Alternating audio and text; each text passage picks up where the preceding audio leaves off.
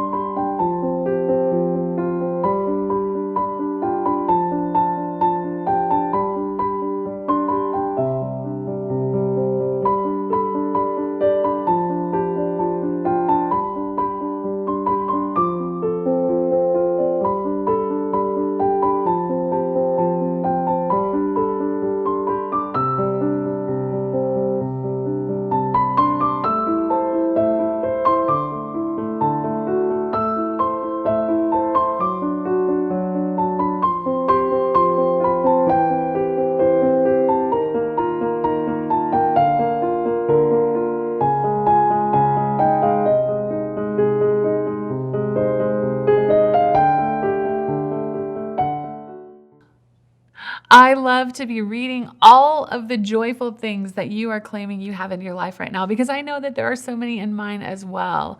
And so as we head into this event, you are going to just really enjoy a great conversation I was able to have with Miguel Perez.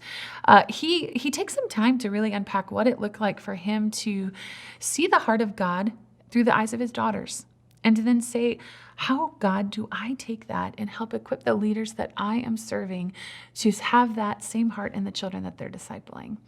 And so you're not going to want to miss that conversation. It's incredibly powerful. And then after we chat with Miguel, you're going to be connected to a number of different resources that are going to take all that Miguel shares and then help move it into answering the question, so now what? Because we know that there's so many things that we know that is good and that we should implement in our ministries, right? And yet, often it's hard to bridge that gap. So we're going to help you do that, to take these practical things, and you can walk away saying, I'm going to start doing this one thing today. So let's get a kick into our time with Miguel. Friends, Miguel Perez is the Awana Global Vice President for Latin America, and he and his wife Margarita have been serving with Awana for almost 2 decades. They are just an incredible couple, and honestly, they started back in the late 90s serving as missionaries with their family, and the influence that they have had among the people of Latin America have led them to the point where they are serving with a team of over a dozen leaders that equip all of the churches in Latin America to reach hundreds of children. And guys, that number just continues to grow because God is at work in the lives of the leaders in Latin America, and the leadership that Miguel is helping them to make resilient disciples and to make the name of God known in Latin America. And so you are going to enjoy every bit of this conversation, and I can't wait for you to hear it. So let's head over to Miguel. As you and Margarita are living life here in the United States, what is something that brings you joy in this season? Well, indeed, we love the music. Okay. We have music practically in every corner of our house. And classical music, in hymns, worship music, Venezuelan music, some salsa too. I can just a picture. Do you guys love to do a little dancing while dinner is Yes, cooking or yes, we love the music. And also, we enjoy sharing pictures with our families and relatives and our grandchildren. We love also the pictures. Miguel, I know that you live here in the Chicagoland area and you have a multi-generational family present from your mom to your daughters and also your grandchildren. And so as you think back on what it's looked like for you as not only the leader here at Awana, leading and discipling children in Latin America, but also as a dad and as a husband leading your girls. What has it looked like for you to invest back into them the heart of God and the way He sees the world? Well, has been a really exciting journey living the faith not only from my parents, but with us and my children and now my grandchildren. I remember exactly the night when I shared the faith one to one with one of my child, Lali, and well, sharing the heart of God. And during the at night, before sleep, praying with her on her bed, and sharing about Jesus. And she said, "I believe in Jesus. I decided to believe in Jesus." And I said, "Wow, now Jesus is living in your heart." And the other one, Michelle, said, "No, no, Jesus is living in my heart. In my heart, He's not go out and to move to He the can't house." live in your heart Yeah, if but He's in my I heart. well, I did. I said I did a mess. I tried to well to enjoy and Yes. to enjoy the faith that both had and the confirmation about how the faith personally taking place on each one of them. So there was a specific connection that you had from your parents and that then you helped bring into the lives of your daughters that connected them to the heart of God. Yes. Well, thinking about the topic we are discussing about, the heart for the nation, start exactly with God and the heart of God. I remember once reviewing the verses with my daughters, and they love coloring and drawing pictures. And Michelle was 5 years old, and Lali was 7 years old, Sparky. And I tried to check their understanding of John 3:16. I asked her to draw the verse, and she drew an old man with a long barb, with a one big red heart in one hand, holding it in one hand, and another a globe. And I asked her, "Well, what does it mean?" He said, "Well, it's a big heart, the love of God for the people." And when I saw the picture of the globe, I asked her, "Well, what about this? The meaning of the globe? It's talking about the earth of the people." And she realized about that, and she decided to add in the picture uh, figures of people of different age and different from different races, and that makes the point. But it's not about the geography of the globe, but it's about the people with names, with feelings, and well, she was excited about the discussion that verse. What's so interesting about that, Miguel, is that you said that at the age of 7, she was connecting that God's love and that God's heart was reflective of people around the world. And yet, developmentally, in that stage, Um, Often, kids' world is just themselves and their families and whatever that looks like in their schools and their churches. And so, for us to help kids connect to the heart of God through a global perspective requires intentionality of them seeing that God is present in all of His creation, all of the people that He has created, right? And so, as you navigated that with Margarita, what did that look like to get to the point where Lolly was saying, like, I see God in the diverse peoples of the world? Well, in our experiences at home with them, we had the opportunity to meet with a lot of people over our country, because well, we visited churches, being Awana missionaries in Venezuela, visiting many cities, and they were with us, and. When we think about the nations and others, we are realizing that the nations are no longer overseas, far away, because the technology is and all the way to transport the people Right. is so easy. Right. Previously, the pioneers of missions, they need to take weeks and months to arrive to their Right. mission Right. fields. But now it's so easy, and now we have the nations at the next door, and just crossing the street. And we live that with our children, seeing that we have many people around us, different. Even in Venezuela, the same here, where we are rounded with people from different ethnics and different backgrounds, immigrants here. And the same, we have opportunity to share the gospel with many others. And they enjoy it. They enjoy sharing with the people and learning, because sometimes we receive visitors from Brazil, and they try to speak in Portuguese, to share with them, and trying to imitate the accents from people from another region of Venezuela.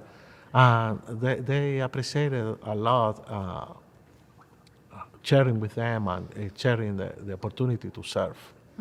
So let's talk about that team that you have in Latin America, and what does the work look like for your team to in Latin America develop a heart for the world around them, in the lives of the children that they're discipling?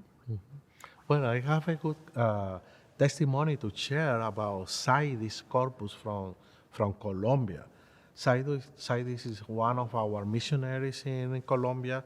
She has a great passion making disciples in her country and training leaders. And she's doing an amazing job, really beautiful job, with different team of volunteers in her country. And Saidis constantly talk about reaching every child and every corner of her country. He's passionate about that, and she's sharing with the children and even her family, senior parents are involved with her, having a club in her home with the children. And one of the things that impressed me about Saidis is her love for the Colombian indigenous people. She has, every time she talk about them, her eyes sparkle and excited and jumping about them. In Colombia, there are 115 native indigenous groups. And Saidi sometimes visit some of those countries one a year. And she cried.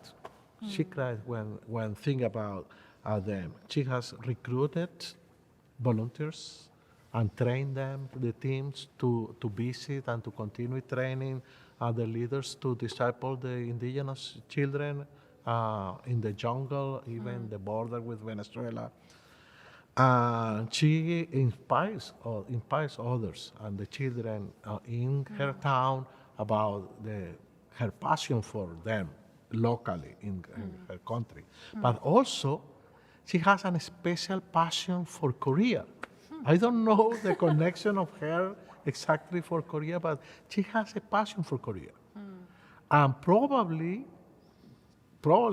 you never know, but probably she never had the opportunity, will have the opportunity to visit Korea. But she's praying for Korea. And all her friends knows, know about her passion. And even the children of her group of children at her home are praying for Korea and sharing with their parents with Korea. Even they have a group of prayer praying for Korea because, well, it's something that she has in her body, in her conversations with them, and he's contagioning She's uh, continuing. uh, others about that. And that is an exactly role model about the heart for others. It's not only a class, it's a life. I love the story of Citus because it really gives an example of the way that she as a disciple has taken the unique passions that God has placed on her for the people of the world and the way that they change her faith because of the way they have faith in God. And so how do we connect that, Miguel, to the children we disciple, right? If Citus is where we want these children to be, where do we start? And how do we view the children that we're discipling as we at least get to this point in the journey and look forward to where God has them to be? I had this discussion with my Lali, my daughter, and she said me, "Papi, remember that the children are blank canvas, fresh cement, and they are ready to receive the impression of our hands in their life. But we need to be careful because they are receiving the good and bad. And they need to know the differences about the people, the different kind of backgrounds and ethnicities and cities and languages, but not avoiding the prejudice. Because sometimes we have in our bodies and our culture those ideas. And our sample, our day-to-day impress highly our children. And I need to stop now because thinking about that, I remember my own childhood. I was highly impacted for the lives of missionaries, U.S. missionaries, serving in Venezuela.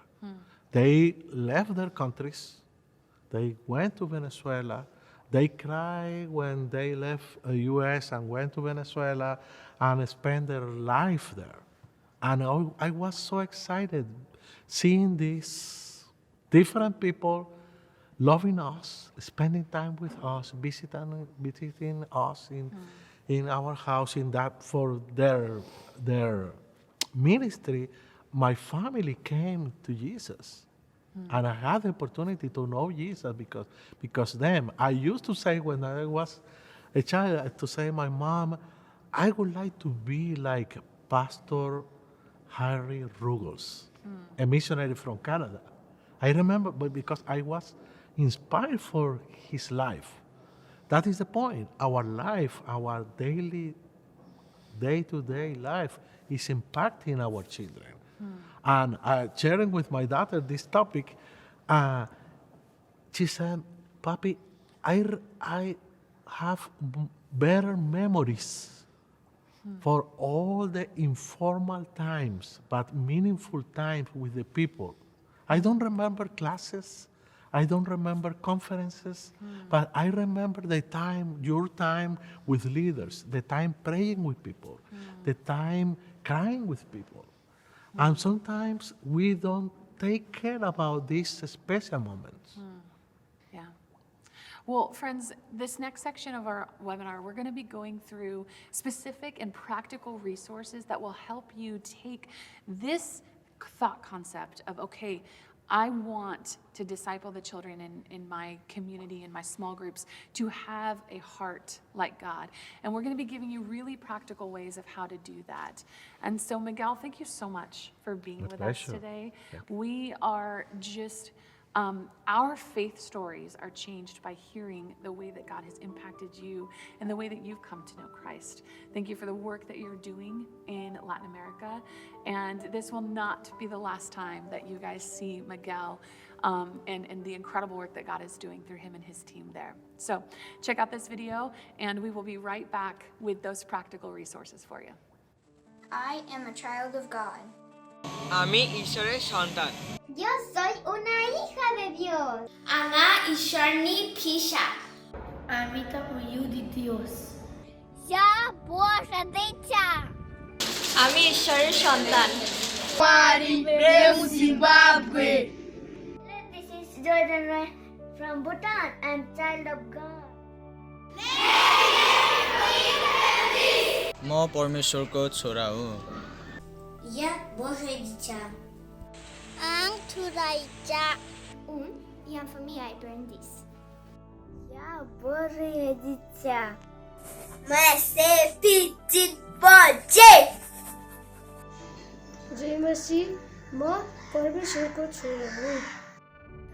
But to all who did receive him, who believed in his name, he gave the right to become children of God, who were born not of blood, nor of the will of the flesh, nor of the will of man, but of God.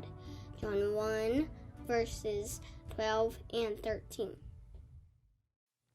I am a child of God.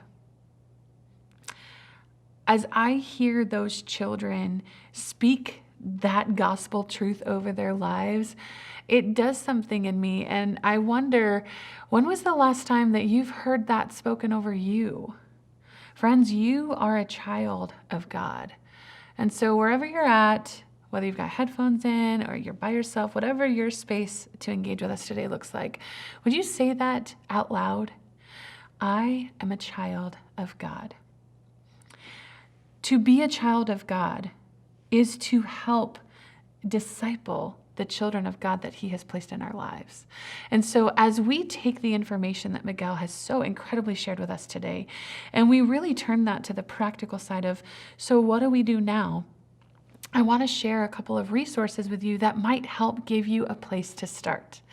The first is a resource that we have designed specifically for this event that is how to give your kids a heart for the nations. And it has specific pieces that you can begin to think through, like displaying God in your environment. All right, so that piece, what would it look like for me to have a map in my learning environment, or for me to possibly have a globe, or even in the resources or the toys or the things that I bring into the classroom, what does it look like for those things to display the children from all over the world that God's created?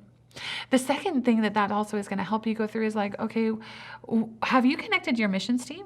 How could you possibly, with the help of the body of Christ that your church is already connected to around the world, how could you help give the kids that you disciple an opportunity to engage with them as well?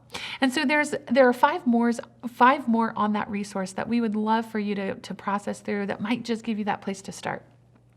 The next resource is, this is a simple one, guys. Are you ready? Get out into your community. Get a neighbor that might need help and gather those children that you disciple and maybe do a project in their yard. Maybe you could host, with everything going on right now and the weather gets warmer, or maybe you happen to be one of the lucky ones that live in a really nice place this season. Maybe you could gather the kids that you disciple and maybe do a pickup soccer game at a local park in the community that your church is in. You could do a number of things, but get those kids involved in your local community to see what God looks like through the people in that space. You could also engage with a curriculum bundle called Awana Go. And this has a number of lessons that you could help to connect the kids that you disciple to kids around the world. And this puts names to faces. And so they're actually going to engage with a child from Nepal, right? They're actually going to see that these kids are just like me. They just speak a different language. But most importantly, they are following after Jesus too. And so there's videos with kids. There are prayers that you can engage with. But those are just awesome ways to help connect kids to God's heart around the world. The next thing that might be helpful is a Versathon. If you are a club and you want to help connect the kids in your church to having an active faith, a Versathon gathers the community of leaders and family members around these kids and helps them, through the verses that they've memorized throughout the year, take that and reach kids all over the world. And so if that's something that might help you, it's an opportunity for those kids to really engage in a powerful way. In that, we are super excited because we're actually able to host the first international Versathon this year.